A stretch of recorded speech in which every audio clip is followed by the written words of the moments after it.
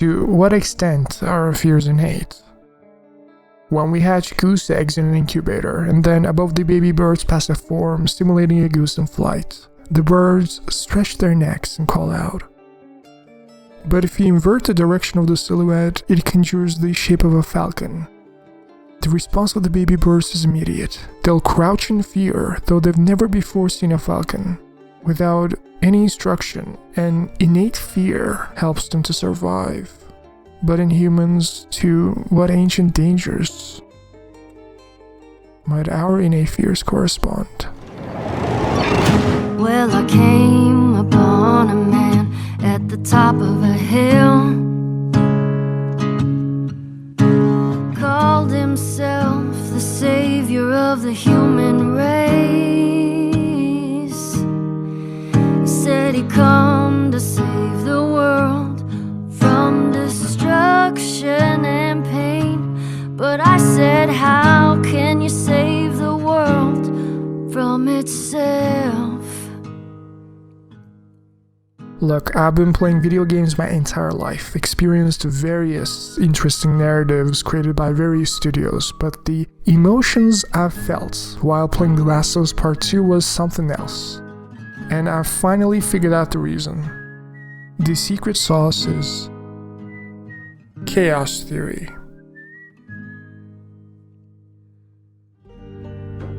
That's the cutest fucking thing I've ever seen in my entire life.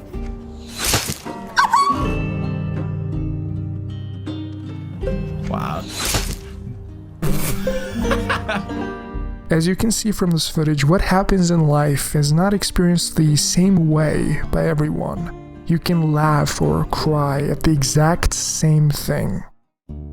It is hard, I know, but just look at it. Some people can feel so cheated by what they're seeing right now that the motivation is gone. How can Joel die, they say. Are you telling me that I'm gonna play as his murderer for the second half of the game? Get out of here. But some people don't jump the gun immediately. Make no mistake, they are very sad, just like you, seeing Joel Miller in this state, someone they loved and saw as a father figure in The Last of Us Part 1. They're angry at Abby. How dare she? A part of themselves still want to understand the why. There must be a reason and rhyme to this madness. Right? After finishing the game, I was mulling over it, unable to think about anything else for weeks. A sense of melancholy with a newfound clarity, a catharsis washed over me. A raw, emotional, and heartfelt exploration into the human condition. This is exactly what I wanted from The Last of Us Part 2.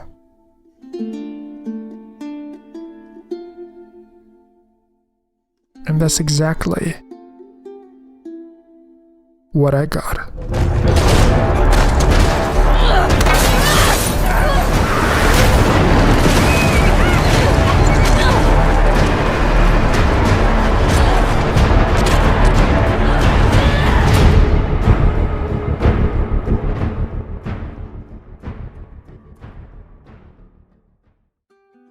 There's an idea in chaos theory stating how everything is interconnected without exception, which includes Joel's actions in Last of Us 1. You can't understand Part 2 without analyzing what happened at the hospital. Jerry's life, a doctor, within the confines of an apocalypse is important.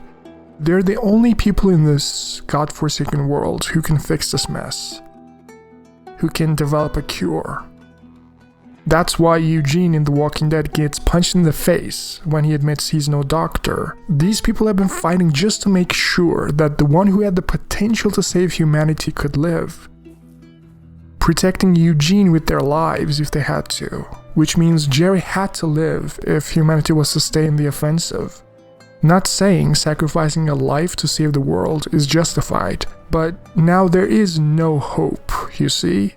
Without Jerry, there is no way to even develop a better way for a vaccine. In Joel's eyes, this man was just another fool who tried to get between him and his baby girl. And this time, Joel refused to feel so powerless He just can't let history to repeat itself. We need help. Stop! Please. It's my daughter. I think her leg is broken. Stop right there! We're not sick. Got a couple of civilians in the outer perimeter. Please advise. Eddie, what about Uncle Tommy? We're gonna get you to safety and go back for him, okay? Sir, there's a little girl. But... Yes, sir. So, buddy, we've just been through hell. Okay, we just need to... Oh, shit.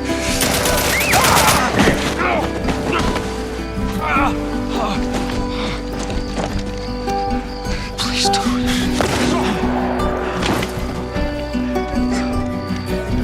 Oh, no. Sarah. Move your hands, baby. I know, baby, I know. God. Listen to me, I know this hurts, baby. You're gonna be okay, baby. Stay with me. All right, I'm gonna pick you up. I know, baby, I know it hurts. Come on, baby, please. I know, baby, I know. Sarah. Baby. Don't do this to me, baby. Don't do this to me, baby. Come on. No. No. No. Please.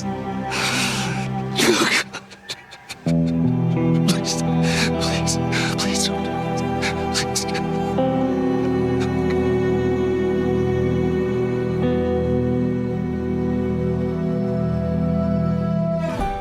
And right before pulling the trigger, maybe the only thing Joel missed is that even to save his daughter, taking a life is no small thing. That the person you're about to kill could also have someone important to them, waiting that day for him to come home. Even if you don't want to admit it, disarming Jerry or shooting at his foot were all viable options that would injure him, allowing Joel to still save Ellie while the other doctors would care for him, making sure that the only person who can create a vaccine is still alive. But of course, with the adrenaline pumping, it's hard to make these sort of decisions on the fly, so I get it. But even after Joel had time to reflect on his actions, he would do it all over again, as he said to Ellie, showing no remorse whatsoever means not realizing that there were other ways. We all want to live a life without regrets, but not like this. None of us are perfect. We can all do things a little bit differently, and reflecting on our actions helps us to get better in the future.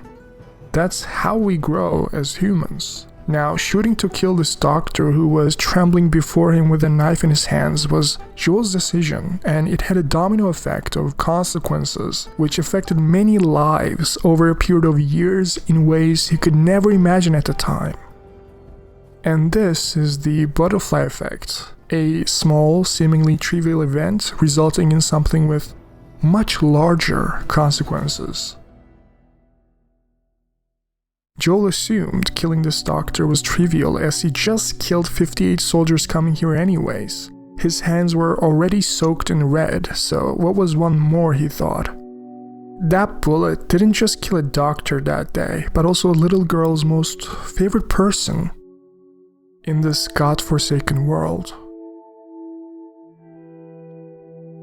While cleaning the guitar, Joel thought he saved her alright, sharing the burden with his brother Tommy. Ellie doesn't know anything, of course, at least he hopes so, believing still how her immunity meant nothing. But she definitely had doubts about it, and even if she didn't, Ellie wanted the decision to be hers, which will explain the tension back at Jackson soon.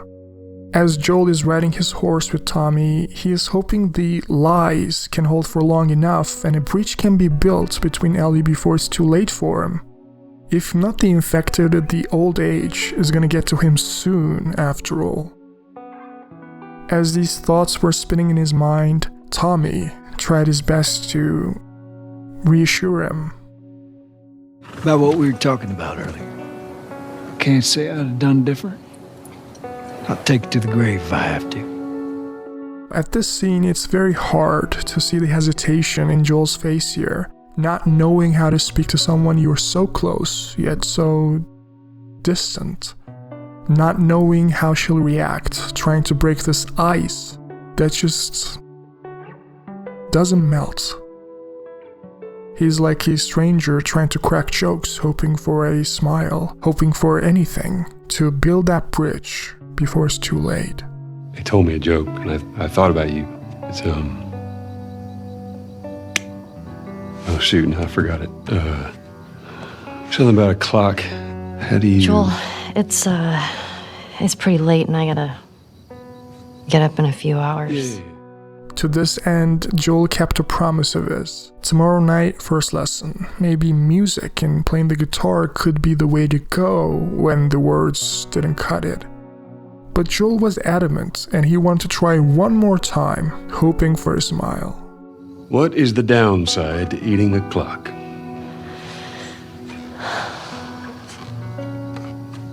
It's time-consuming. That's so dumb. Yeah.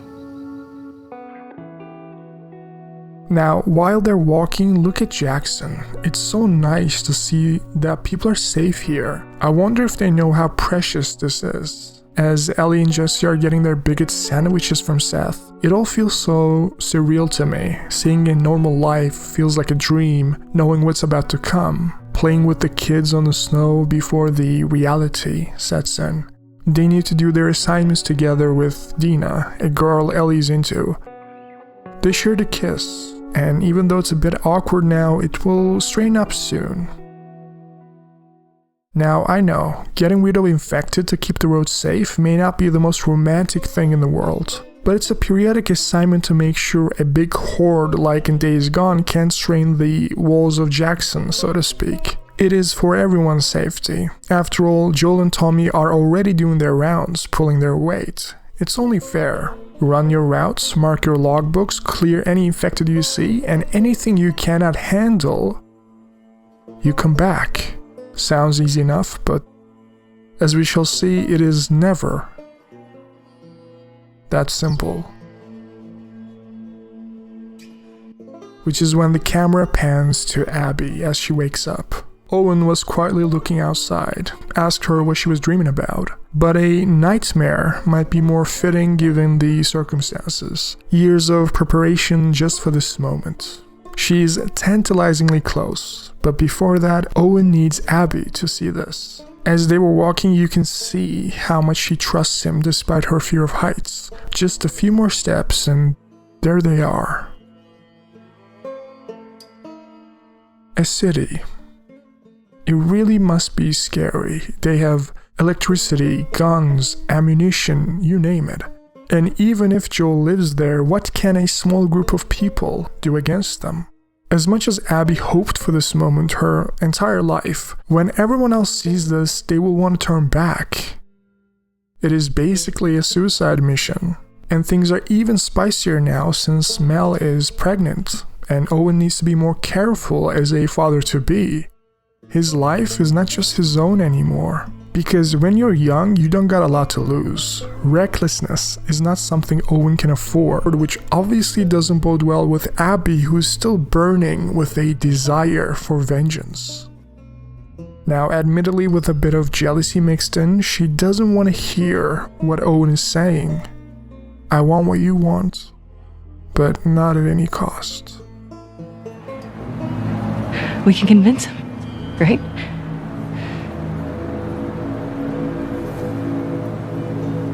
I fucking knew I couldn't count on you. Abby, I want what you want, but not at any cost. Hey. Don't.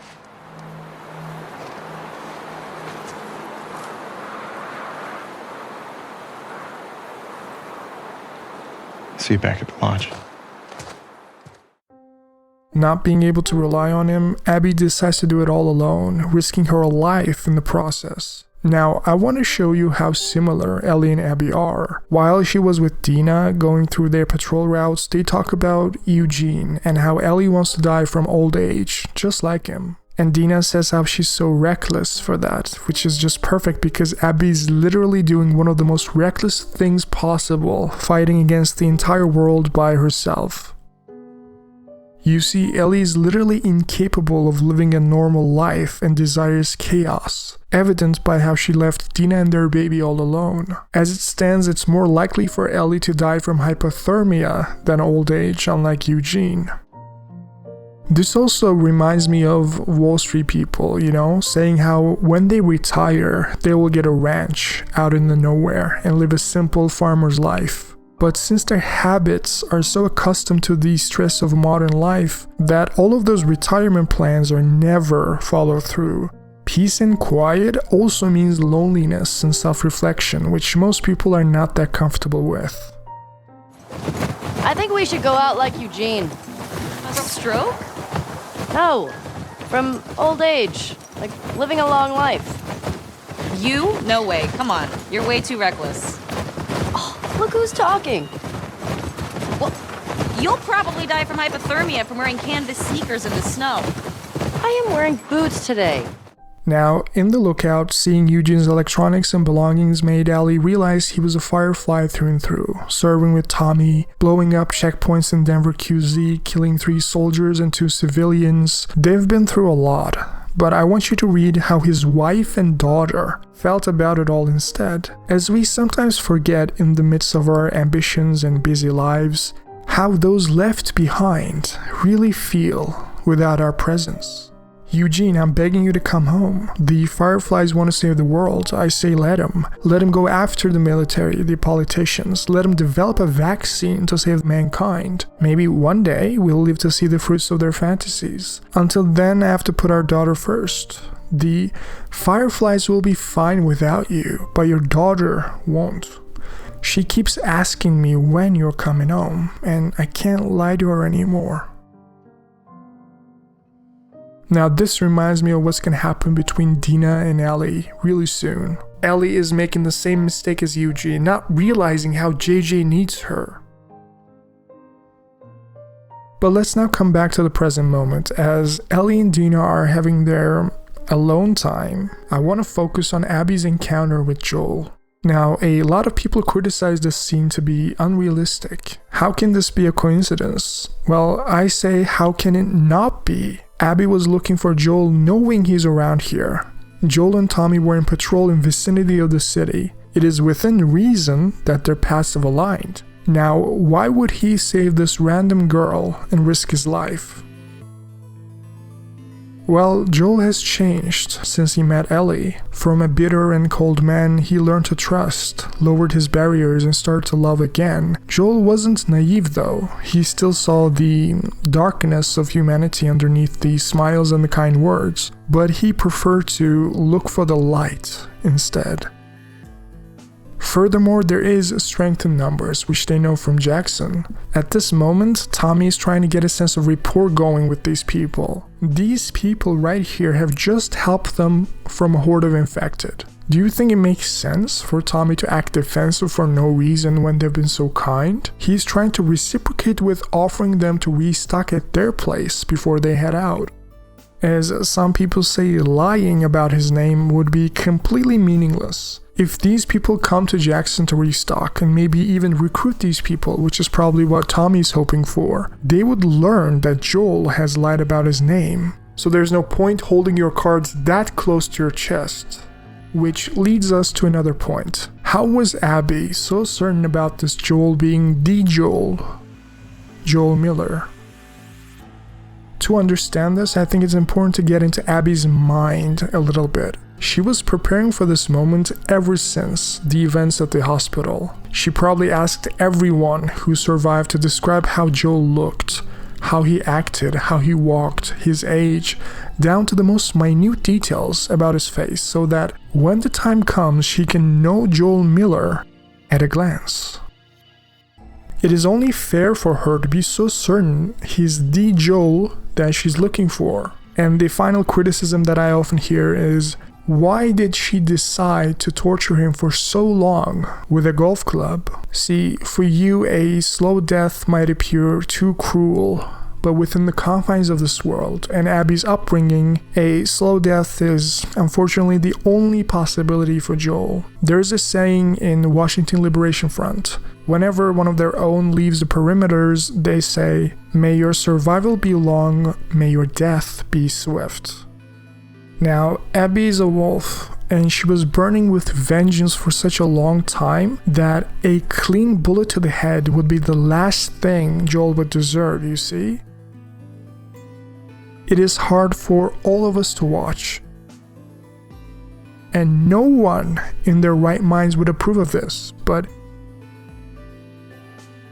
you can't deny that there's a reason and rhyme to why Abby is now taking her time, unfortunately.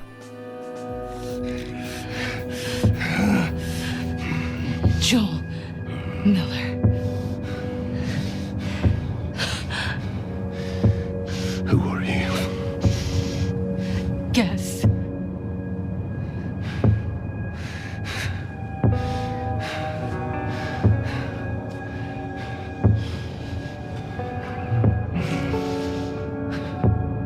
Why don't you say whatever speech you got rehearsed? Get this over with.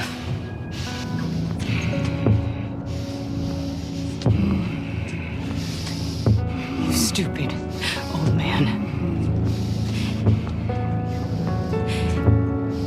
You don't get to rush this.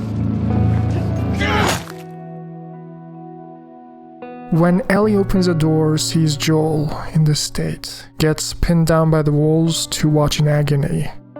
And I want you to notice how Abby says, "You want what I want, right?" But the irony is that she already knows the answer. I want what you want, but not at any cost. Owen wants her to end it. Go ahead, exact your revenge, but stop prolonging this. They're on our trails, and we don't want to kill anyone else other than the one who was responsible for pulling the trigger that day. The indignified way that Joel died. This is another point of contention. This idea of hero's death is a cliche at this point. Life doesn't work that way. You can't plan out your end hoping that it is on a high note. Sometimes death just happens abruptly, out of nowhere. Just like in real life. Neil Druckmann wants you to feel this indescribable hatred towards these people. We want him to die in this really unforgiving sort of way. Like, it needs to feel senseless for you to say, fuck these people, I'm gonna pursue them to the ends of the earth and make them pay. After coming home in tears, Tommy is adamant Ellie should forget about pursuing them, that they can't spare the people, and they don't even know if those jackets with the wolf's patches are not stolen, but he knows that she won't buy any of this. Stopping Ellie, even if it is for her protection, is not possible, as if it was Ellie or Tommy, Joel would be halfway to Seattle already. And while looking at his grave, I want you to see the sadness in her eyes, remembering what she said to Joel at the party. As a reminder for all of us, even in times of anger or frustration, be careful with your words, as there may not be takebacks for later. Get the hell out of here. Get your hands off me. Hey! Enough. Go on, you. Let's go for a walk. What about them? You worry about yourself. Let's get you some fresh air. You all right, kiddo? What is wrong with you? He had no right. And you do? I don't need your fucking help, Joel.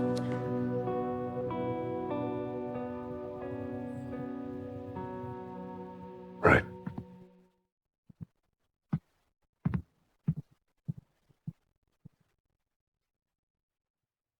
How stupid she must be feeling right now. How she would do anything to go back to that moment. For Joel to be here right now, looking out for her. At the party, she lashed out because Joel tried to intervene with her life and choices once again. But now she wishes how he would be here to watch those old movies he liked together. Tell those dumb jokes again, play the guitar and sing for her. How precious it all was, how grossly irreplaceable. Looking at Sarah, seeing how loving, protective, and caring Joel had always been, how he cared for her just like his own daughter. All Joel wanted in life was to see his little baby girls happy and healthy. Unfortunately, at least for the past few years, Ellie wasn't happy, and Sarah wasn't here anymore. I just hope that Joel could smile in his final moments, to not feel like he failed them or anything, to know that he touched people's lives for the better. He was there when Ellie needed him. Sarah always loved him and gifted this beautiful watch for his birthday.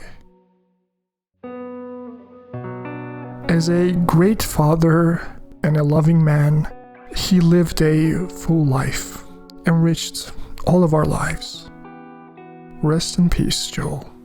Honey, it's What? nice, but I think it's stuck. It's not. What? No. Oh, ha. Happy birthday, kiddo. What is this? This is a thing that took a mighty effort to find. Take it. In The Merchant of Venice, William Shakespeare said, "If you prick us, do we not bleed? If you tickle us, do we not laugh? If you poison us, do we not die? And if you wrong us, shall we not revenge?" Just like Ellie, Tommy could never let it go, you see. He went to Seattle alone in the name of justice, asking Maria to stop her from coming after him. Lock up the horses, take her guns if you have to, just buy him some time so that he can end this. But Maria loves Tommy, and to that end, she asked Ellie and Dina to get his stupid husband in one piece.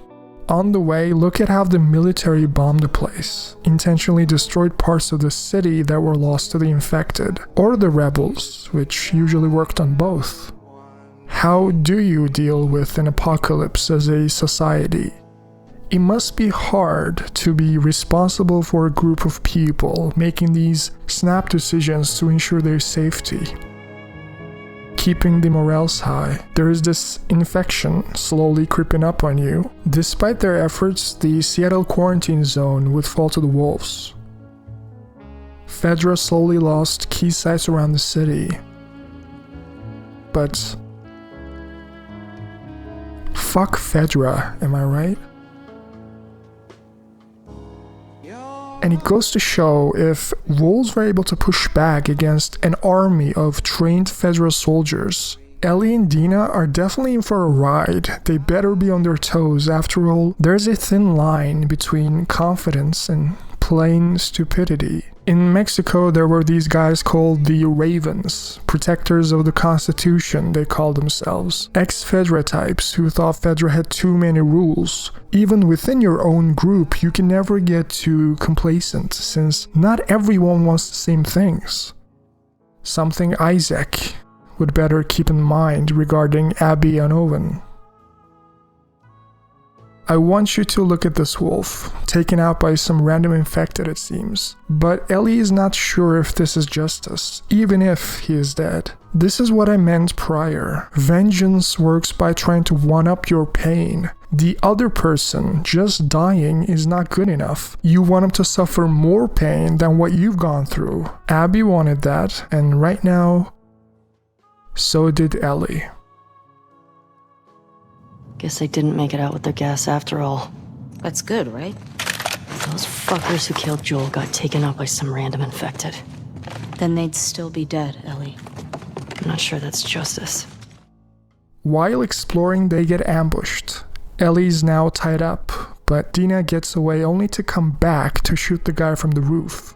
Using the glass, Ellie cuts herself loose and stabs the guy on the neck, leading to the next trail. Leah is at the TV station. On the way, it is worth noting, Dina asks why didn't they finish what they started? Why even let Ellie go? I can see how many people could see Abby's actions as reckless or dumb, but I don't think there are any of those. Abby knows that Ellie is not to blame in any of this. She's innocent. As a little girl, she was immune. Fireflies took her in, and she was about to get a lethal surgery without her consent. And even if Abby didn't know at the time, Ellie would consent to this operation anyways to save the world, as she's a selfless girl. She would be happy in the afterlife, knowing her life meant something.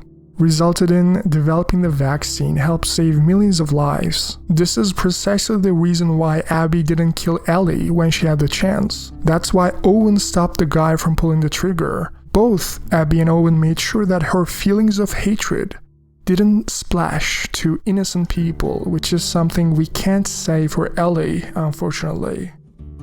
Does that change anything for you? No? Something keeps bugging me. Why didn't they kill you and Tommy when they had the chance? I don't know. It seems reckless. Maybe they're dumb. What? Could be that you just weren't who they were looking for. So they let you go. Yeah, well, they did beat the shit out of us. The one guy, Jordan, kicked my face in. Yeah, but why do you think that they didn't finish It doesn't matter. They fucked up. They did. After seeing the hanged body slit open in the TV station, we can see even more signs of the scars, with arrows piercing through Leia's body. They were too late. But at least, looking at the pictures, they got names to those faces. 3 down and still quite a few to go. Discussing the scars and the wolves is important because Neil Druckmann, who was born and raised in Israeli, has made the war to represent the real-life Israeli and Palestinian conflict. The wolves in the game are more open-minded and modern, while the scars are more dogmatic, oppressive, and religious. The entire game's themes of revenge can be traced back to this. Some of the gruesome details of the incident were captured on video, which Druckmann viewed. In his interview to Washington Post, he recounted the anger and the desire for vengeance he felt when he saw the video, and how he later reconsidered and regretted those impulses, saying that they made him feel gross and guilty. But that gave him the kernel of a story that turned into The Last of Us Part 2. He goes on to say, quote, I landed on this emotional idea of, can we over the course of the game make you feel this intense hate that is universal in the same way that unconditional love is universal? This hate that people feel has the same kind of universality. You hate someone so much that you want them to suffer in the same way they've made someone you love suffer. Regarding the hospital scene, he says, quote, that's what the story is about. Do the ends justify the means? And it's so much about the perspective. If it was to save a stranger, maybe Joel would have made a very different decision. But when it was his tribe, his daughter, there was no question about what he was going to do.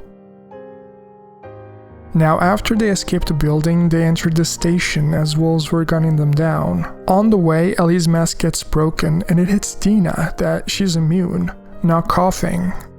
The chemical burn wasn't just for show. After outrunning the hordes of infected coming their way, they find themselves at a theater, which will be their base of operations for a while. And almost immediately as they entered, all the cards were laid out on the table. Dina was pregnant. No more lies, no more secrets. She was feeling like a burden now, but if you really think about it, there was no other way. Even if Dina was a mother-to-be, she just couldn't let Ellie risk her life to do this alone.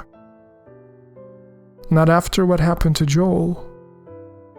This astronaut flashback is really important. Right now, Ellie finds herself in a bind. Not only lost Joel, but even Dina is hiding stuff from her. In these sort of moments, we all just want to close our eyes and sometimes forget about our problems for a while. Even for a few minutes, our messy lives, relationships, disappointments, regrets,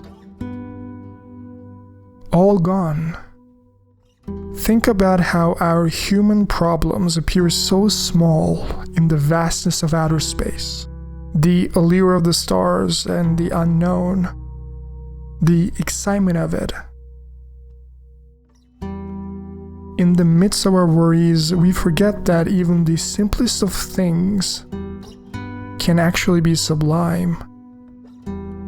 To have consciousness, to have these emotions and thoughts. We take it for granted, but Joel's birthday gift to Ellie is a place we can all retreat into when the regrets of the past and the anxieties of the future strain you. As Ellie looked for Tommy at Hillcrest, apparently the lone man in question was none other than Jesse. It must be really hard seeing how warm and interested Dina was around him, taking his shoes off, taking care of him, and asking questions. Ellie must be feeling lonelier than ever before. Remembering Joel at the music store, it just becomes more evident that Jackson was in a bubble of its own. People were suffering outside, so Adam and Sydney thought they could make a difference. Now Jackson was a paradise, but they wanted to save lives, couldn't make it for even an hour before running into a horde. Now they're bitten. If only they were immune. Maybe if everyone was immune, they wouldn't feel the need to go out in the first place. None of this would have happened. This is a weight Joel doesn't want to carry, convinced that the cure would never have been developed even if Jerry lived. How the Fireflies were rotten to the core. They were the ones not looking for the light. And this is the moment Ellie needed a bit more honesty.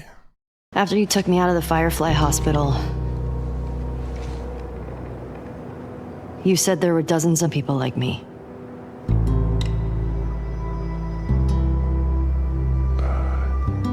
Yeah. That's what they told me. I've never met another immune person before. Have you? I could be hiding it. You do.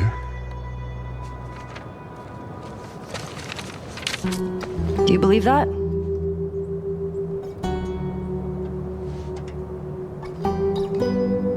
Is now really the time for this? We traveled across the entire country to bring me to the Fireflies. I had so many questions for them.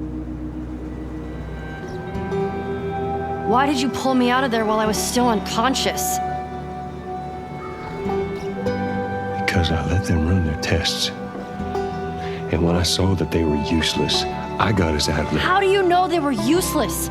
Maybe if you just would have given them more time, they could have figured something out. There was no cure. There's nothing that could help these people or anybody else. I know you wish things were different. I wish things were different. But they ain't.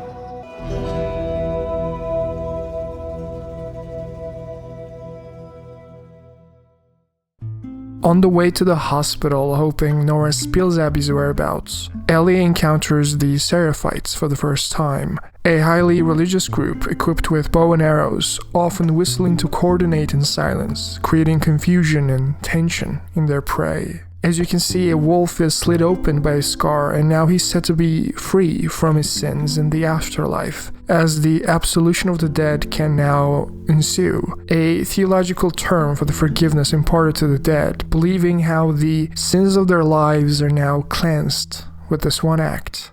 At the hospital, we understand that both Abby and Owen appears to have gone AWOL for some reason. Ellie has killed a lot of people, and whenever she does so, the way the AI behaves is like a miniature cycle of violence. Your friend screams your name, Carl, and when there's no answer, they start looking around, only to find you dead on the floor. Now they need to find Ellie to exact their revenge. A mini summary of the entire game in this little interaction.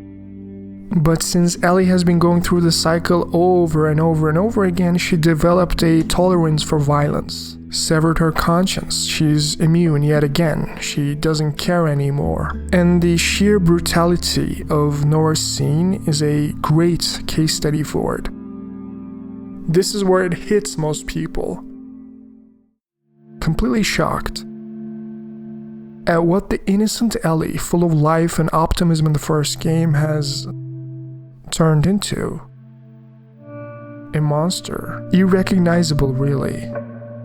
You can keep blaming Abby, saying how she started all this, sure, but Ellie is consciously continuing it right now, reinforcing the cycle of violence in the name of justice over and over and over again, believing how she is the victim here, perfectly justified in her actions, which apparently now includes torture.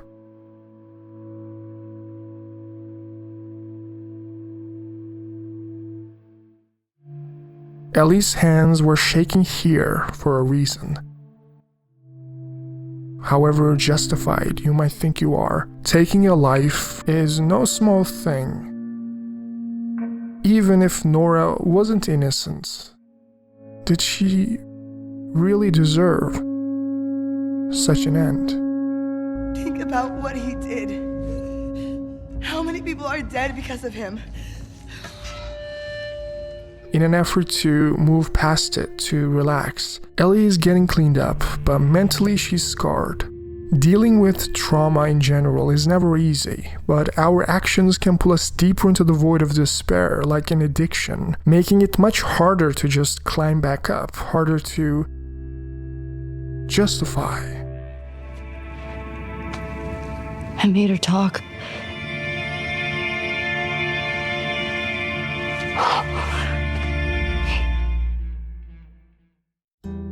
It is tragic that Ellie's immunity means absolutely nothing now. Joel's actions were destructive in The Last of Us Part 1 not because he saved Ellie that day, but because he extinguished all possibilities of a vaccine being developed ever. And if Joel was more honest from the get-go, if he told Ellie when she was willing to listen that he couldn't lose his daughter again, they would slowly heal their wounds with each other's bandages, if you will. By lying to Ellie for years, Joel just made it harder for her to forget. Even if we found her, or by some miracle found someone else that's immune, it'd make no difference. Because the only person who could develop a vaccine is dead. While Dina is resting, Jesse and Ellie went after Abby, who was hiding at the aquarium. And on the way, Jesse wanted reassurance that if they find Tommy there, Ellie would be cool with leaving some of these wolves alive, as they need to go back to Jackson immediately because Dina needs care. Real care. Too bad Ellie can't care less. Do you think the wolves will ever come back for him? To Jackson, I mean. After all, we're killing their friends one by one in their city. Although we're doing this to avenge Joel because of what they did, didn't Abby and her friends come to Jackson because of what Joel did? Maybe it is true that for every finger you point towards others, 3 fingers point right back at you. A sniper is sighted at the marina, almost certainly Tommy. Either Ellie will ensure the safety of Joel's brother or go on a murder rampage on a boat. But we all saw this coming from a mile away with Nora. Absolutely nothing is more important to Ellie right now than exacting her revenge. Fuck Tommy. While Owen and Mel were arguing at the aquarium, Abby tried to help Lev, risking her life. It is very easy to see how Mel was being petty, even jealous of the attention she was getting, but Owen couldn't just abandon her. It all ended when Ellie pointed the gun at them.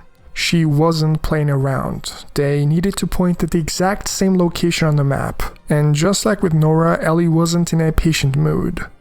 In the ensuing chaos, destroying literally everything on her way. Maybe the only thing she missed is that how Dina wasn't the only one pregnant.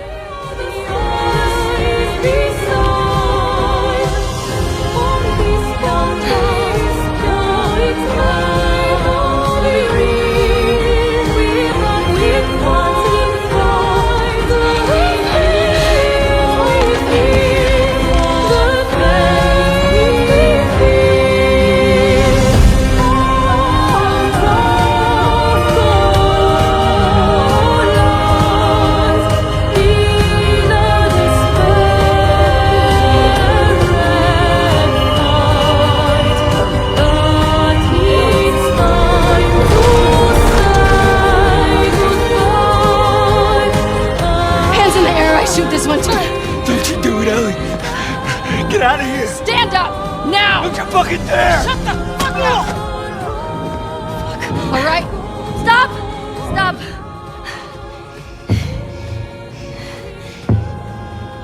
Toss your weapon. Toss your weapon! No. I know why you killed Joel. He did what he did to save me. There is no cure because of me. I am the one that you want. Just let him go.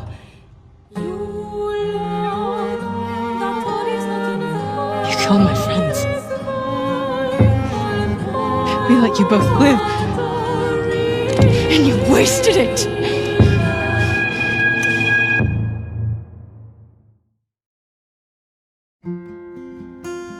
Why does the cigarette smoke never go back into the cigarette? Why do the molecules spread away from each other? Why does a spilled drop of ink never reform? Because the universe moves towards a state of dissipation. That is the principle of entropy, the tendency of the universe to evolve towards a state of increasing disorder. Time as we know it is a dimension we experience only in one direction. But according to string theory, what if one of the additional dimensions weren't spatial, but temporal? If you mix the mashed potatoes in the sauce, you can't separate them later. It is forever. We cannot go back.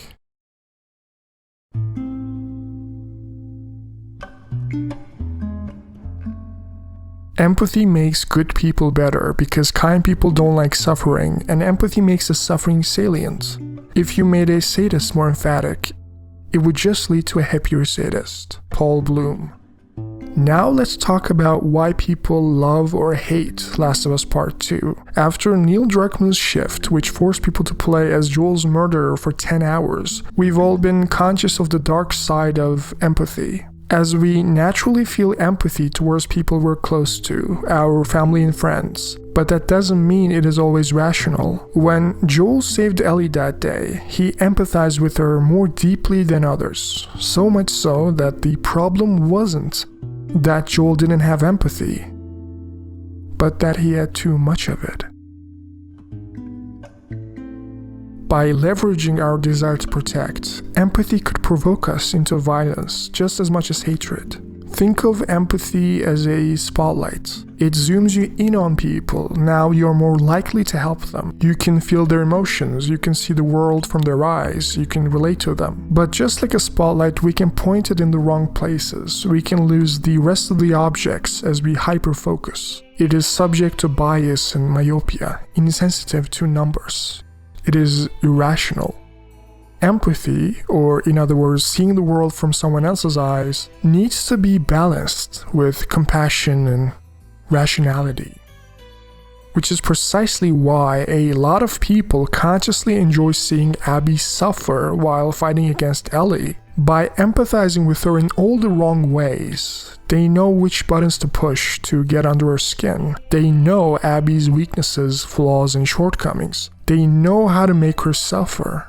Instead of realizing how Abby had gone through the same trauma as Ellie, to acknowledge how similar they are, these people close their eyes to the truth and cling to a story instead. The story of how they loved Joel, how he was like a family to them and now he's gone, believing how their own conviction is infallible. But see, Abby also loved Jerry, and unlike you, he wasn't like family, he was literally family, and now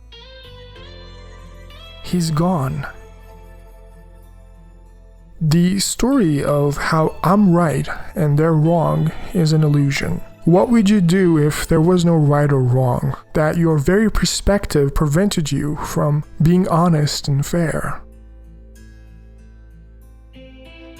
That's the question Neil Druckmann wants you to answer, to become conscious of your own biases and inherent selfishness as a human being. If the truth was an inconvenience at best and an anguish at worst, would you still want it? Jerry cutting the zebra loose is a symbol of how he's feeling for it, relating to it. Not with empathy, literally feeling its pain, but with rational compassion. He cares for animals and strangers outside of his immediate circle of friends and family. Jerry does his best to not hyper-focus with the spotlight, to think about everyone's benefit. And when Owen said how this little girl just came in with an old bite mark with no sign of infection, it was a glimmer of hope for mankind. But unfortunately, the infection was intertwined with the brain, requiring a lethal surgery to reverse engineer a vaccine.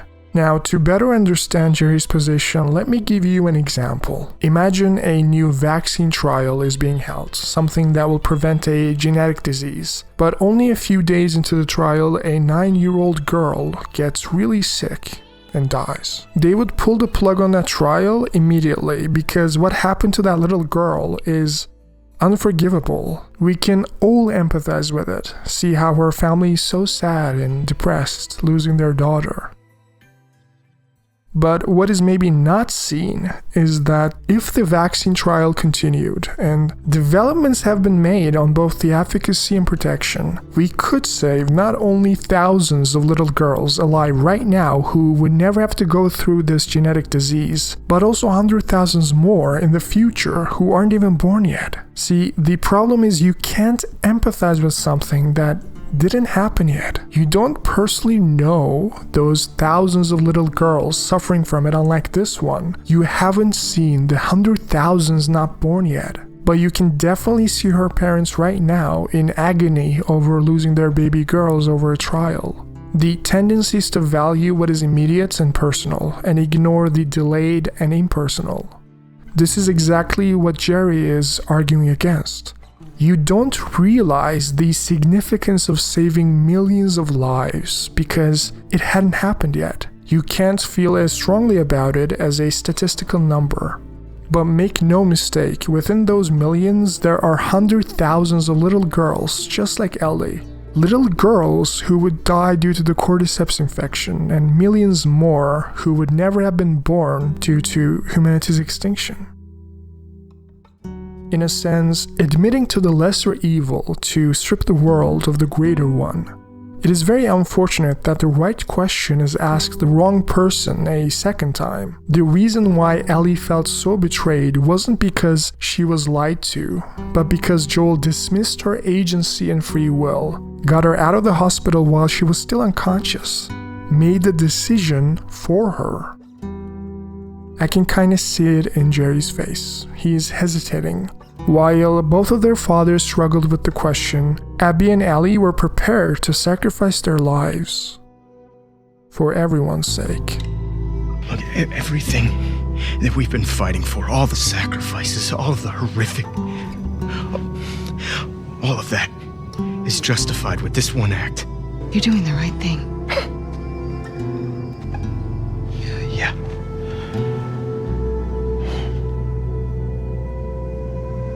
If it was me, I'd want you to do the surgery.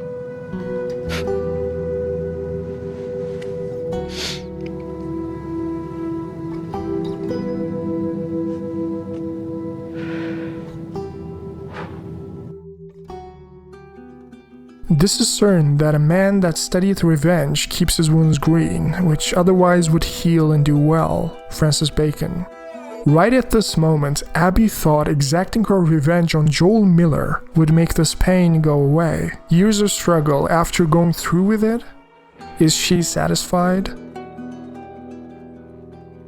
To me, it looks like Abby's disgusted with herself.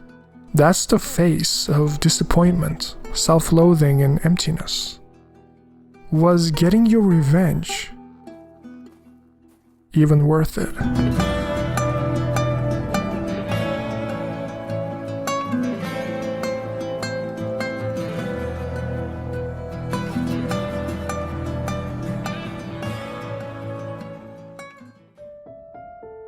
This idea of forcing the player to like Abby is wrong, saying how Abby is being kind, getting into lines, petting the dogs while Ellie is being ruthless, stabbing people and shooting dogs. Naughty Dog is clearly trying to manipulate me here into liking Abby, they say. But to that I say, this is who Abby is. She is not this monster bashing heads with a golf club for a living. Do not be fooled by this scene. This is the 0.1% of the Shatter persona, her suppressed trauma being surfaced. Would you like to be defined by your lowest lows? Not only this is not the baseline, but she's not at all powerful here, holding the club in hand. This is maybe Abby's weakest moment in her life. But even at the depths of despair, she's not defined by a single moment. None of us are. She has friends, goals, and duties to the wolves pulling her weight. In her spare time, she likes to read City of Thieves by David Benioff and lifts weight at the gym to maintain high muscle mass. She wants to be capable and ready when it's time to avenge her father's death, so make no mistake about that. Those muscles are not there for show. But this is a person with hopes and dreams, just like Ellie with her drawing and astronauts. In fact, moving it a few steps further, the true Abby will come about after meeting with Lev and Yara, no longer being defined by her father's trauma or hatred for Joel Miller, which is unlike a certain someone else we've been playing for 10 hours already. All I've seen was someone defined by Joel's trauma, losing herself completely amidst the violence and hatred, soaked in blood. See, Neil Druckmann is skillfully humanizing both of these characters, cutting them down to size. Abby is no demon, and Ellie is no angel. They are in a spectrum, just as we are. While many points out how medics like Mel can't get us grunts doing the dirty work that needs to be done, Abby still refuses to speak with her. After all, she's pregnant with Owen's baby, and they had a disagreement about leaving loose ends. Sure, Mel killed many scars, but not like what happened to Joel. Even Abby can't deny the brutality of that moment instills a form of trauma that can't be easily overcome. As I said before, taking a life is no small thing, which is perfectly evidenced by how Mel is asking if Abby is sleeping okay. She's not sleeping well. You would think that her wounds would be healed by now, but guess not. To add insult to injury, ever since that day, Owen has been picking up these open assignments, distancing himself from both Abby and Mel. After being ambushed by the Scars, they reminisce of the days when the Truce was in effect, up until the Scar kids have attacked a wolf squad, resulting in bullets doing the talking, breaking the Truce as a result. Notice how Abby says how those deaths are on them, not realizing that they're a bunch of kids who are just doing what they're told. Abby had no compassion for them, and Mel was right. Gunning them down wasn't the way, which fell on deaf ears, at least for the time, because little did Abby know she was gonna meet with these two Scar kids. In fact, not only she won't believe that their deaths are on them, but will actively go out of her way to keep them safe. Eating all of her words here today. Remember when we could pass through this area without getting jumped by Scars? Getting nostalgic about the Truce? Easier days, huh? Too easy. We let our guard down, and they strung up an entire squad. That was in retaliation to us shooting those kids. Okay, but those kids attacked our guys. What would you do? I don't know, not riddle them with bullets? I'd rather save our people. Manny, they're kids. It's not their fault. Not our fault either. Those deaths are on them. Okay. After learning there were some Scar sightings out by the marina, Owen and Danny head over there, only for Danny to come back with a bullet in his stomach. But one thing Isaac didn't mention to Nora was that Owen shot Danny to protect a Scar. And to make matters worse, Abby can't go after him because in a few days, the storm is coming. All the Scars are going down. Both Abby and Manny need to prepare their rosters and lead the first wave. But if this story is true, then there's only one place Owen could go. A crazy guy in front of her jumping from a deadly height for fun, and Abby jumping after him to make sure Owen has drowned. The usual stuff. Imagine this place filled with people, kids laughing, running around. It is like a fantasy novel or a horror one. Dad, I'm taking Max away from here. He can't spend his life locked inside this building. All he will do is take on your weaknesses. When the soldiers killed Mom, you stood there like a coward. What kind of example is that? You should have gotten angry. You should have made them hurt worse than they hurt her. I want Max to see what it looks like when people are willing to stand up for what they want, when they're willing to make something of their lives. The world is harsh. It's up to us to change it. Only when weak may I carry my true strength. Maybe we will come back one day. If we do, I hope you're not still sitting in your stupid chair. But my question is, what exactly could their father have done while the soldiers were killing Mom? How is that a weakness? It sounds to me like if your father did anything, not only he would die as well, but also you and Max too. Look, don't get me wrong, standing up for what you believe in is important, but you also need to be smart about it. If something happened to your father, who's gonna raise you both? Getting angry or making them hurt worse than they hurt her is exactly what Ellie has been doing these past 10 hours. And I don't think it's working. Quite the opposite, in fact. Innocent people like Jesse had died in the name of justice. Owen died. Mel died. See, you have to understand that anger or hatred or revenge is not a sign of strength, but weakness. And there's a letter here that specifies how exactly this Scars goes on to recruit these easily impressionable kids to their cause. And in this mural, we see the same family, leading right into their youngest, Max's room. Just look at all the stuff that he painted at the walls.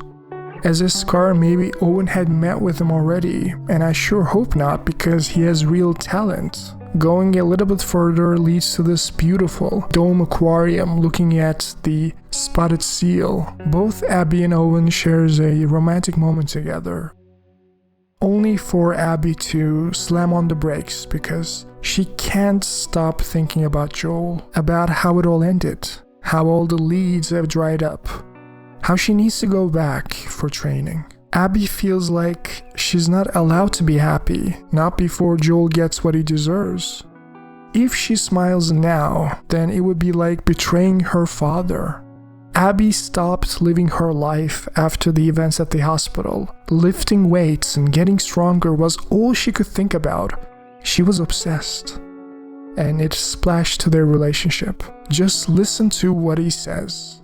What can I do? The way Owen says it is just... He legitimately doesn't know what to do anymore. He feels powerless. Owen is doing everything he can to make Abby feel loved again. He arranged this beautiful date in the aquarium with seals and fish swimming around just to shake up this somber mood. For her to open up, relax, and talk. But he can't help Abby unless she allows herself to smile. You are disgusted by it. Come on, Ab. I'm sorry. Don't be sorry. Talk to me.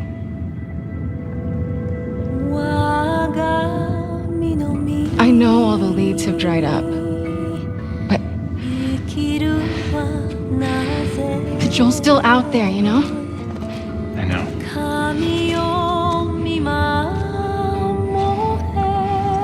What can I do? Let's go back. We can still make training.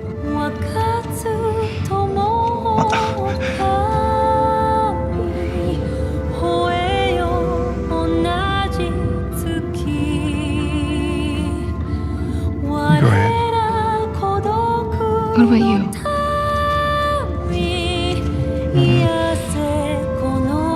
I'm gonna hang out with the seals for a little while.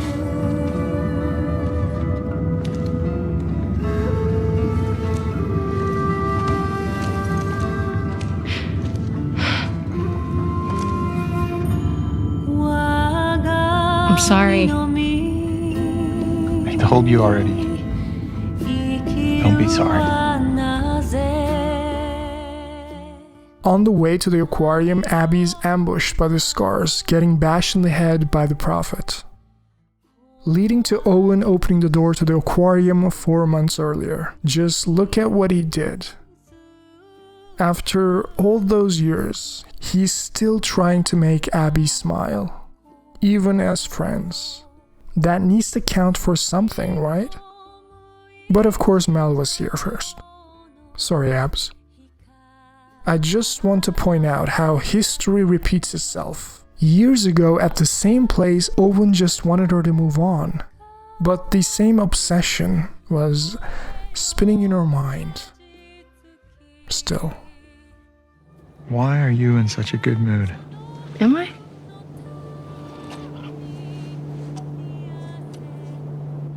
You should blow off training tonight. Abby, when the moon comes out... I found Joel's brother. Hey. We're doing this together, right?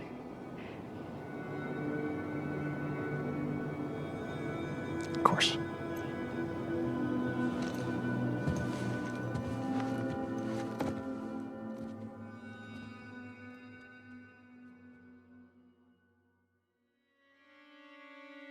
As Abby was prepared for the cleansing ritual, the Prophet Mother got interrupted by Yara just before slitting her open. Although one of their own, she was on the run as an apostate, persistent in not giving up Lev's location. And right before the other wing is clipped, fortunately an arrow takes out one and distracts the other. Abby strangles the mother and Yara ends her off.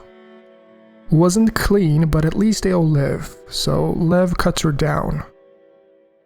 They start running, fighting for their lives, only to find an unlocked van to spend the night. This is usually the end for most people, and Abby is no exception. You saved my life, and I saved yours. We're even. The hammer did a number on that arm though, so at least you gotta keep it still with a chair leg, reducing the strain and accelerating the recovery. What happened back there exactly? After all, they could just leave her hanged up there, but they cut her down. She was a wolf, their arch enemy. It's not their problem if she dies. Why help her? Would Abby do the same for them? Maybe. Maybe not. But one thing's for sure, that Owen is right where Abby expected him to be. Back at the boat, questioning everything with a drink in his hands. While Danny couldn't care less, this old man didn't go for his weapon when he could. All of the scars Owen killed till now wanted to live. You do whatever to survive in your final moments.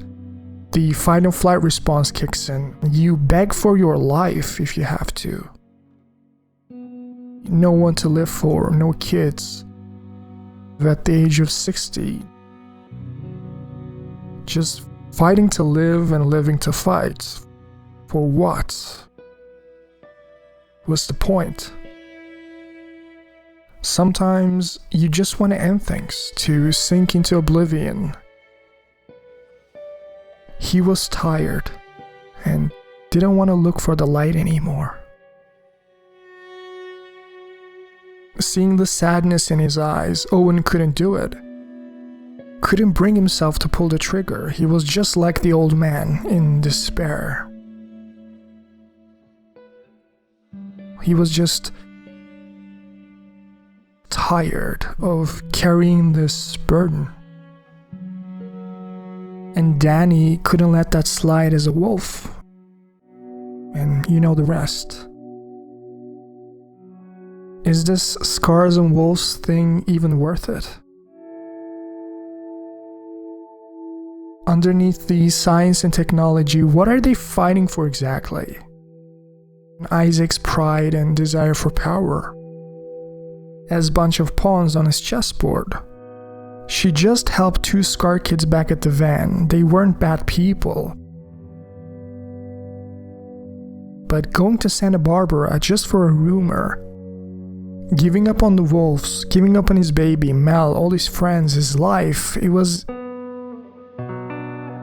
insane. But it's a lead. He gotta see through.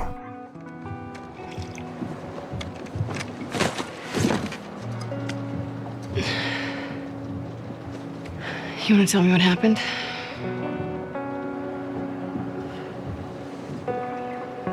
We were cleaning out a small camp. It's just a couple scars, and I hit this one on the head hard. And he goes down, and his weapon's right there. And he doesn't go for it.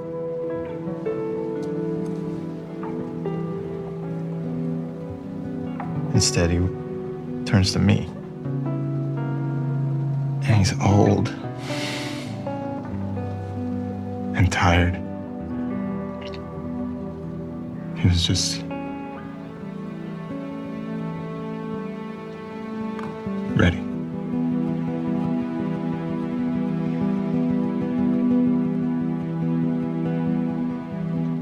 I've killed a lot of scars. And,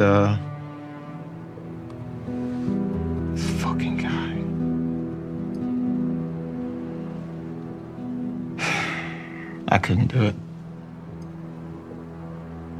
Of course, Danny gets in my fucking face about it.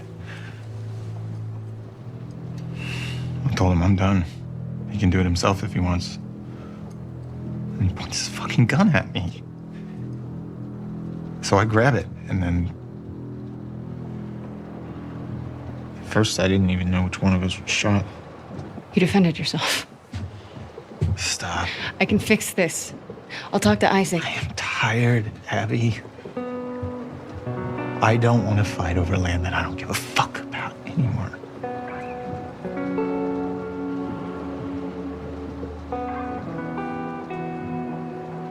I'm going to Santa Barbara.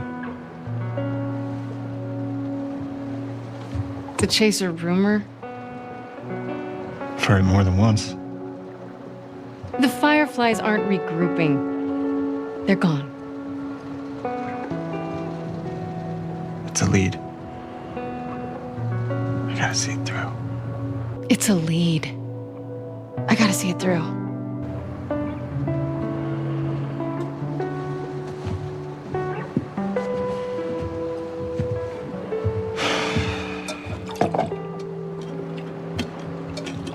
What about Mel?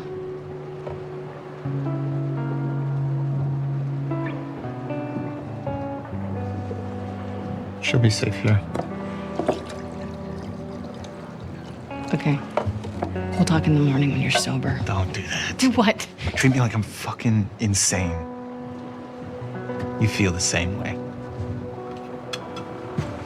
If the Fireflies are in Santa Barbara, I go the opposite fucking direction.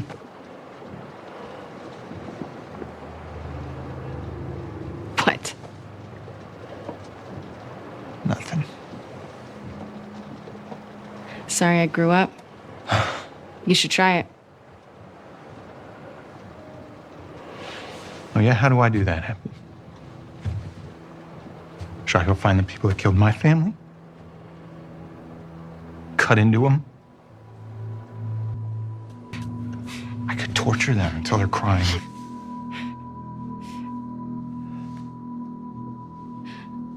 Abby.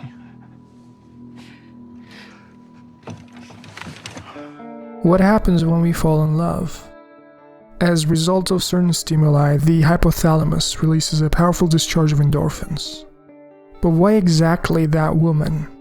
Or that man? Is there a release of odorless pheromones that correspond to a complementary genetic signal, or is it physical features we recognize? A mother's eyes, a smell that stimulates a happy memory? Is love part of the plan? A vast war plan between two modes of reproduction. Bacteria and viruses are asexual organisms. With each cell division, each multiplication, they mutate and perfect themselves much more quickly than we do. Against this, we respond with the most fearsome weapon, two individuals, by mixing their genes, shuffle the cards, and create an individual who resists viruses better the more dissimilar he or she is. But after an intimate night, there was something wrong. Despite exacting revenge, Abby's still having these nightmares each night for whatever reason. Her wounds are still there, waking her up abruptly. Those two kids, just as Owen couldn't pull the trigger, Abby couldn't just ignore them.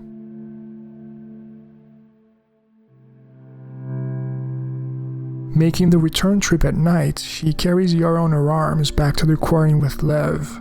Fortunately, Mel just arrived, as she also knew about the secret hideout at the aquarium. Although bringing a scar for treatment wasn't standard procedure, Mel already felt bad since a bunch of kids were slaughtered by the wolves prior, ending the truce. It was good Abby showed some humanity for once and decided to help them.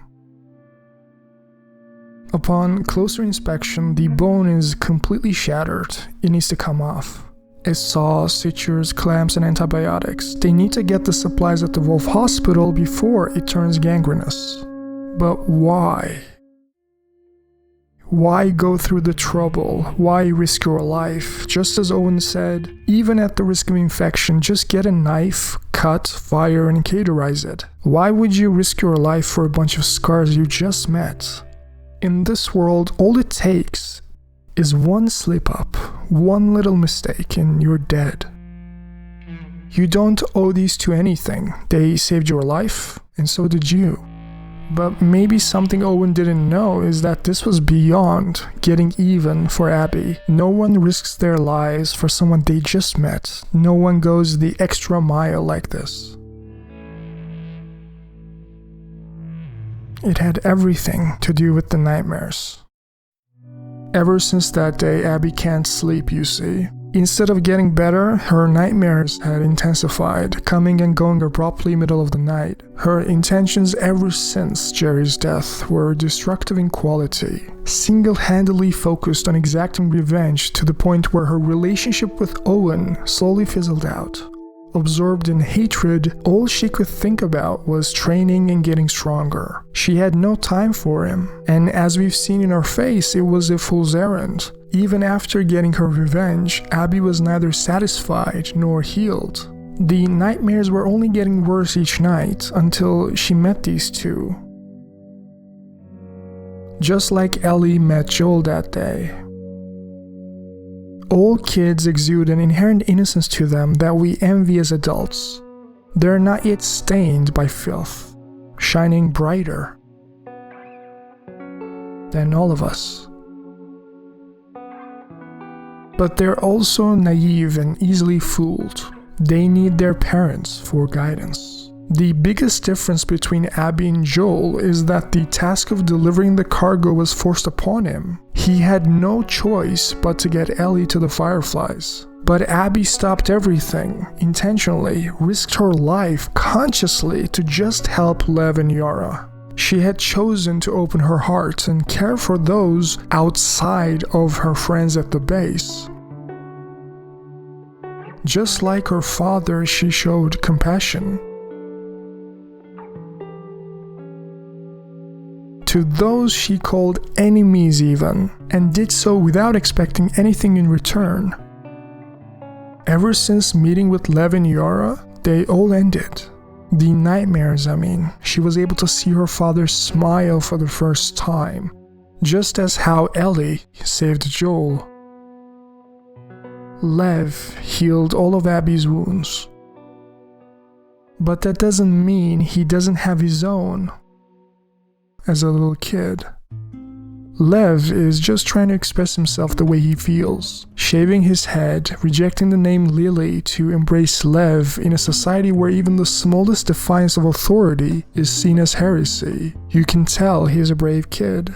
Rules in a group can create order and stability, but too much of it can get rigid, oppressive, and fragile. Seraphites wanted Lily to marry the elderly, while Lev wanted to become a soldier instead.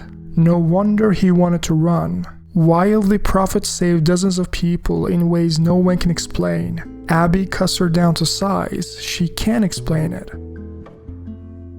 Blowing up trucks and killing soldiers. But the funny thing is the description also fits Isaac and the wolves. It is never that simple. Just like Abby, we all have a tendency to favor our people as rational and sensible. But things are not that cut and dry once you get to know the quote-unquote other. That's why those were your people turned into you're my people. Come on. Those were your fucking people. You're my people. And we help each other as friends, just like how Lev helps Abby on her fear of heights as a Scar who spent countless hours running up on the roofs to get around wolves. The good parts to fear: you run faster, more focused, don't feel pain as much. Bad feelings, palms sweating, heart racing, maybe they're all signs you're getting stronger now, getting ready for what's coming. Maybe it's an opportunity.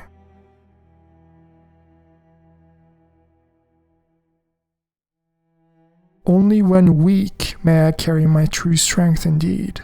Lev is certainly wiser than he looks. Fear is an internal response to your mind more so than the events outside. As the Stoic philosopher Seneca said, we suffer more often in imagination than reality. Which also applies to Lev, as he hates dogs, seeing them as machines of destruction. But while petting, Alice was innocent. She was a good girl, he thought. Both of them helped each other to face their fears by changing their perspectives. Context is very important. If Ellie and Abby met under completely different circumstances, they could even be good friends. After Abby tried to bluff her way through the hospital, she was taken hostage in the elevator, only for Nora to lend her aid. Honestly, whenever I see her, it just reminds me of that time. Since all the medical supplies were locked and loaded, the ground zero was the only way, the trauma center. Imagine how all of the infected meshed together, festering for decades, safe from the outside world. The researchers were supposedly running some tests and logging the data, hundreds of people in a single room. No one is coming for them. Every single adult and child that is brought here with a bite is gonna lose their minds, fighting and clawing their way to get out of there, only to find something truly horrifying. The stewing crystallization of infected flesh, molding and fusing to give birth to the Rat King. Right after getting the needed supplies, Abby starts running for her life, despite it having the strength of the bloaters, the agility of the stalkers, and the skills of the shamblers. These hundreds of people morphed into one didn't know they were gonna die with such indignity. They were just infected, sick, slowly turning into this abomination, with no one to help them. The Rat King was humanity's filth incarnate. Just like how the soldier didn't help them, his supervisor not wanting to take the risk with Joel and Sarah. This was a reflection of humanity's selfishness under the banner of national safety. Leaving these people at the depths of oblivion rather than looking for the light, trying to help them, at an hospital no less, was a sign of what was to come. And it didn't look good. No wonder Joel had such a nihilistic worldview. Hating people after losing everything. The Rat King represented our darkness, and it couldn't be saved anymore. The ones left behind, like Abby and Owen, could still look for the light. At least they were alive, healthy, they could still do the right thing, holding on to their humanity despite the pain, protecting it even, with their lives if they had to. They're just kids. I know. What happened to us?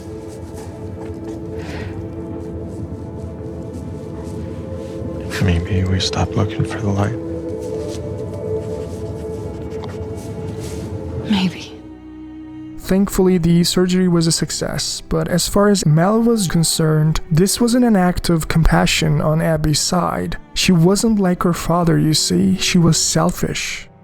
Think about it, all these years, It was all about her pain, her revenge, her hatred, her sadness, her happiness. Abby never really cared about her friends, let alone strangers. As Mel said to her, this is not about you. Make me a list. I'll go to the hospital, I'll get It'll whatever take you you need. all day to get there. I don't mind. It's not about you, Abby. She doesn't have a couple of days.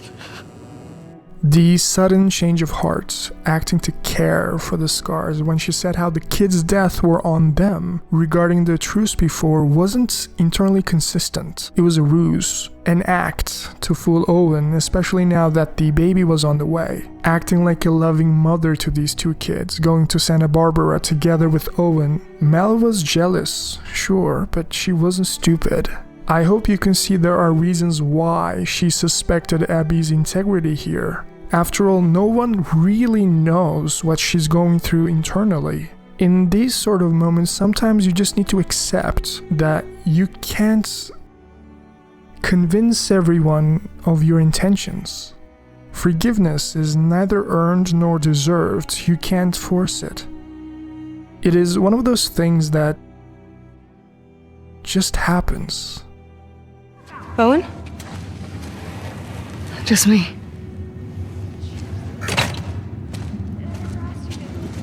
What are you still doing up? I was changing Yara's bandages. Can't believe she's on her feet already. Yeah, well, scars are tough. What are they fighting about? Yara, I wouldn't leave you behind. Love doesn't want to leave Seattle. Owen invited them to come to Santa Barbara. That is very Owen. I figured you'd have talked him out of going by now. Actually, I'm going with them. But not if you come. What? He may fall for your little act with these kids, but I don't. There's nothing to fall for. Isaac's top scar killer suddenly had a change of heart? Nothing to do with Owen, right? I haven't always done the right thing. You're a piece of shit, Abby. You always have been. I'm done with you. You want to do right by these kids? Get out of their lives before you screw them over too. Similarly, his mother can't forgive Lev for shaving his head. Although he wants to save their mother, he's not realizing that she doesn't want to be saved. As Yara says, she would strangle him with her bare hands. That's why children can be naive and they need a guiding light. But that light doesn't have to be literally your mother or father. It can be your sister, brother, a friend, or a stranger like Abby who still cares about you. As long as you're surrounded with people who accept you for who you are, they'll want to see you happy, so you got nothing to worry about. Or you would think, because despite that, relationships by nature are a mess. Even if you try to make amends, try to do the right thing, how do you know the other person will do the same? That they have the answers that you're looking for? Sometimes it's important to just take a breath and let bygones be bygones. Mistakes have been made on both parties after all. What matters now is how you move forward. Your pride or ego is not important anymore. Even in this shithole, we can choose to be happy. We're allowed to be happy. Coming to Santa Barbara, right? I can't. Why? You know why. We can figure this out. It's too late. No, it isn't. Look, I know it's a fucking mess. I know. But we can choose to be happy. happy. We're allowed to be happy.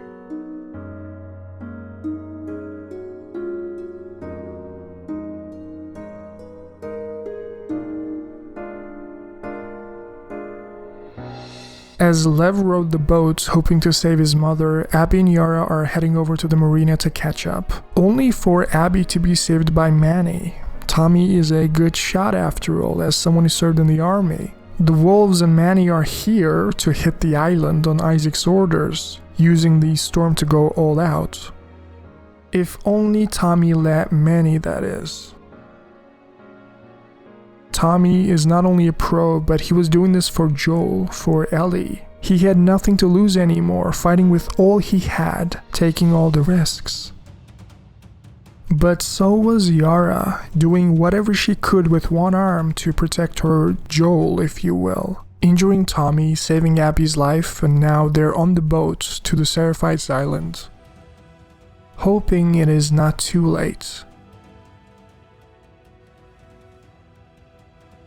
Underneath the appearance of differences, the wolves and the Seraphites are just the same. When people are denied what they desire, they try to take it by force, fighting as they always do. And when they get inevitably lost, everyone needs a compass to show the way. May her light guide us through the storm. When you're lost in the darkness, look for the light. What's that? Something my dad used to say. But what if you want to stay in the darkness? Just like Lev's mother, not realizing how she's hurting her children by not looking for the light. How this religious faith doesn't make her neither immortal nor saint. Loss is around every corner in this world. And Lev, as young as he is, he just needs to accept it, to move on with his life. Even when life doesn't seem to cut you any slack. Now Yara's gone too. As Isaac pointed the gun at them, Lev already lost everyone he loved. What was the point of making a move for your bow and arrow? Just like that old man Owen was talking about, it was easier to just accept your faith. Abby can't let that happen, you see. She kept shielding Lev, hoping to convince Isaac to stop this meaningless power play, just long enough for a miracle to happen. For Yara to pull the trigger, saving their lives. Going forward, you're my people. She can't lose you too. As shaken as Abby was, they had no time to grieve. Amidst the fire and the rubbles, they rode a horse, hoping to pull through. But little did Abby know, Yara wasn't the only one they were gonna lose that night. Mel, Owen, their baby, Alice. Abby let Ellie live, knowing she was innocent, knowing she shouldn't be punished for Joel's crimes, only for her to waste it, to make Abby regret her mercy. And despite that, Owen would have wanted her to be happy, you know? At least she still has Lev. They were allowed to be happy. But as Lev pointed at the theater on the map, soaked in Owen's blood, Abby just had to do this. Even at this moment, Ellie still thinks this is about herself. No cure because of me, she says. But this is not about her immunity. No one gives a fuck about that anymore. Jerry's dead, Abby's father is dead, the Fireflies disbanded, the vaccine can't be developed without the resources and the knowledge. What Abby was trying to do here was about justice. At least that's what Abby thought, right before slitting Dina's throat. Mel was pregnant too, after all. Did Ellie show any compassion to that innocent life? Why show mercy now? Ellie killed everyone, all of her friends but the one responsible for Joel's death. Even her revenge was tainted in cruelty. Justified in her sadness, Abby was this close to doing it, only for Lev to be the voice of reason, to remind her that if you do this, you'll be no different.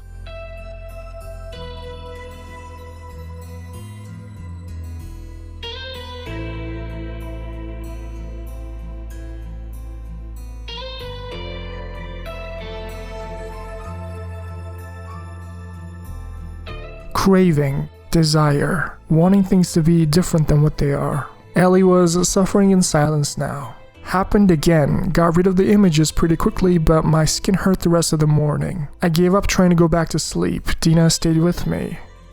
When will this stop? Jesse's parents came out today. It was nice at first. They're good people, but when they started pushing for us to come Jackson, I couldn't handle it and left to the woods. I didn't come back until late at night. Dina stayed up for me. I could tell she was mad, but she grabbed my hand and led me to bed. I feel so guilty. I don't know how Dina talks so easily about Jesse. She tells JJ all about him. She thinks it would be good for me to talk about Joel, to get it out. When she says that, it makes the memories sound like food poisoning. I don't want to talk about it, it's just gonna hurt. I think once I start, I wouldn't be able to stop. All of us live with this self-perception in our minds. The things we did in the past, the regrets, the goals we have for the future, the people around us, our relationships.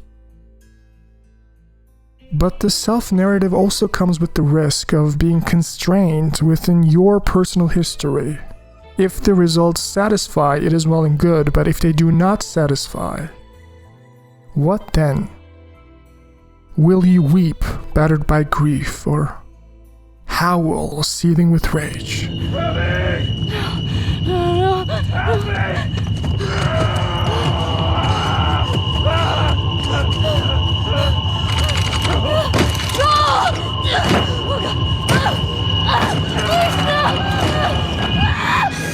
Ellie? Hey, Ellie. Look at me. It's okay. You're home. You're home. Breathe. Okay, I'm gonna take him, okay? When Ellie was dead set on getting revenge, Tommy tried to cool her down back at Jackson, with a desire to protect her from harm, just as Joel would have wanted. But now the roles are reversed. Tommy needed Ellie to do what he can't do, to finish what they started, only for her to be hesitant. Just like how Owen couldn't afford to be reckless, Ellie just had too much to lose. Tommy saw the world one way, I saw it the other. And that's why he joined the Fireflies. Yeah, your friend Marlene promised him hope. Tommy and Joel had rough lives after the outbreak, doing violent things to survive and sometimes to thrive. But when Marlene offered Tommy to join the Fireflies, his life had meaning now beyond the food and shelter he had with Joel. Not needing to hurt people to get what you want, having some level of stability, a family even. The future was brighter now, and it was easier to look for the light. On the other hand, ever since losing Sarah, Joel turned into this pessimistic and vile man.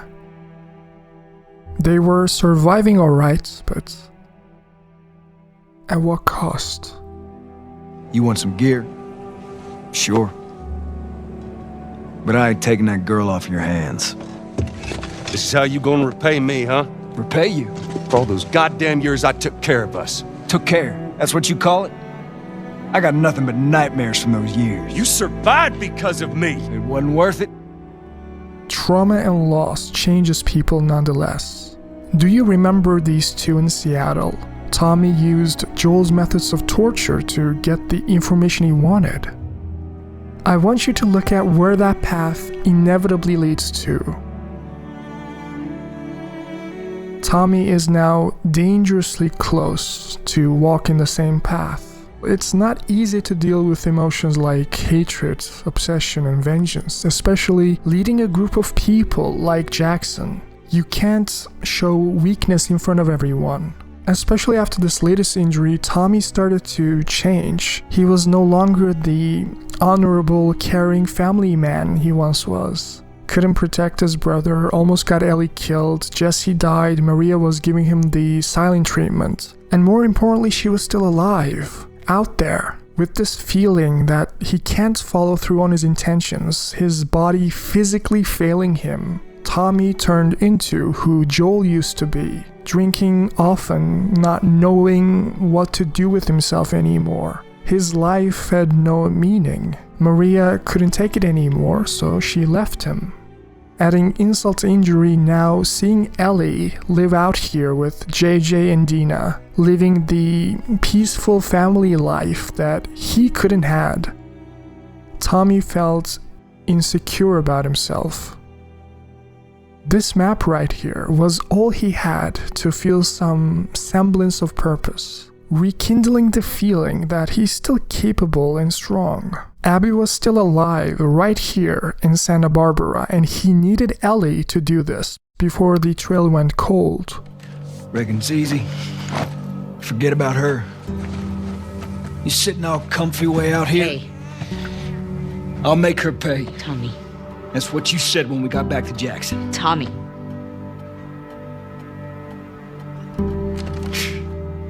What a joke.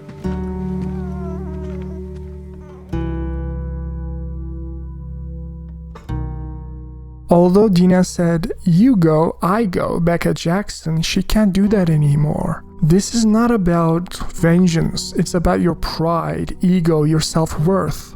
And none of them are more important than JJ. Abby could have killed both of them that day at the theater, but she didn't.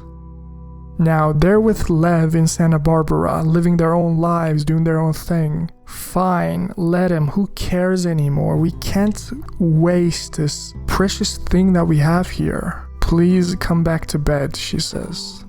But Ellie can't do that because now she knows where Abby is. That same urge of destruction, not unlike an addiction, reared its head again. She can't eat, she can't sleep, not because of Abby still breathing, but because of the mental pain that she consciously chooses to inflict on herself. It's an obsession now. Dina is trying to persuade Ellie, following on Owen's lead.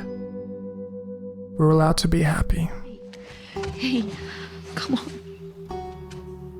We've got a family. She doesn't get to be more important than that. Although Lev is disappointed how Abby traded a pistol for the 24-25 Constance, a street they've already been to countless times, it's still a lead she gotta see through. If the Fireflies have regrouped, it might be the safest place to be in right now. As both of them have developed that trust over time, faced their fears together, lost people along the way, but now relying on each other. Just like Joel and Ellie. And now the light at the end of the tunnel was shining brighter, with 200 people holding the torch. Hi, Abby. We got a clear signal on you. We pulled everyone back from the satellite stations and brought them back here to home base. How many of you are there? We're about 200 strong now, with a few more every month. Owen was right. Now, hearing that, you would think everyone acts as one against the apocalypse. There is strength in numbers, as they say. You would think your only concern is not getting bitten. But have you considered that maybe the infected aren't the real enemy here?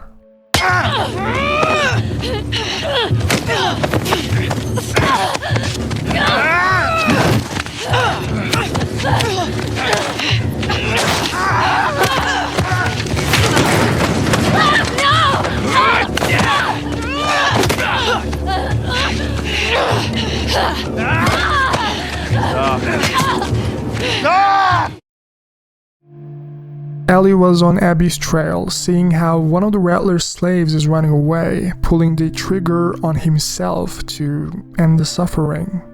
A heavily armed group who have set up a base in an oceanside resort in Santa Barbara. The Rattlers, they call themselves, and they do not take kindly to defiance, you see.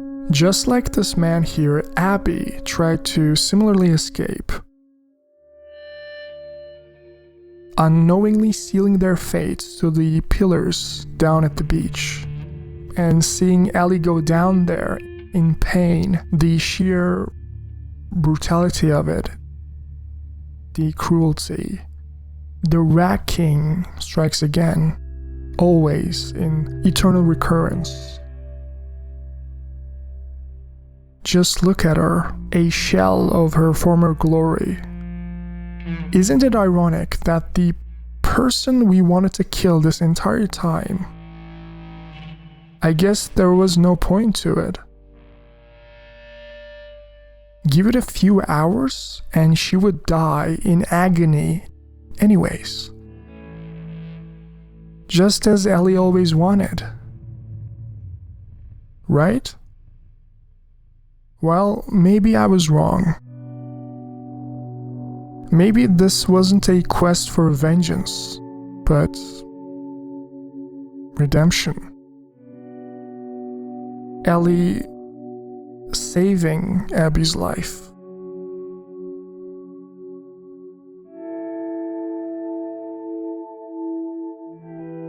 But Joel is still dead. It can't be for nothing.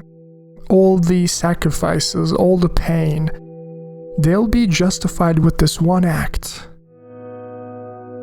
Abby needs to pay. But does she? Let's assume that's true, that you gotta finish what you started. Who will take care of Lev? Ellie? Is she gonna leave him to die out here? That's not fair. Lev is innocent. Lev was just like who Ellie used to be. No one but Abby on his side. She is all he has. Killing her now would only ruin Lev's life. Not her, you know. What? Maria told me about Sarah. Ellie? You are treading on some mighty thin ice here. I'm sorry about your daughter, Joel, but I have lost people too. You have no idea what loss is. Everyone I have cared for has either died or left me. Everyone fucking except for you.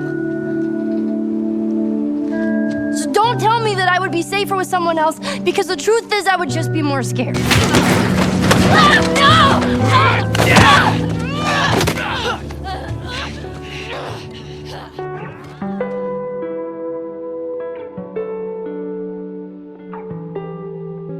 Ellie wasn't killing Abby anymore.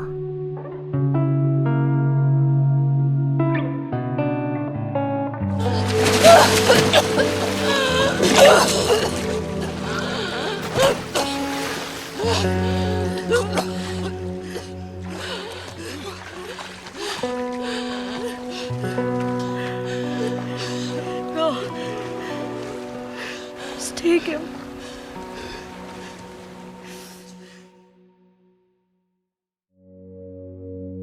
The survivor's guilt develops in people who have survived a life-threatening situation in which someone they loved died.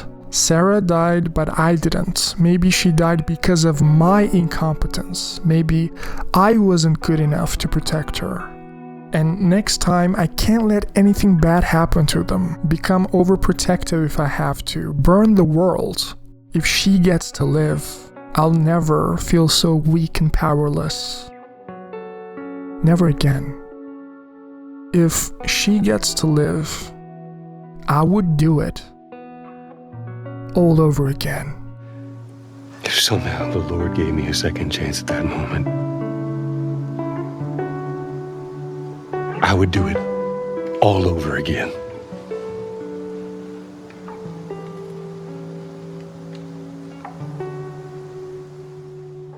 While Abby couldn't answer the question, Ellie certainly did. Is it worth taking revenge?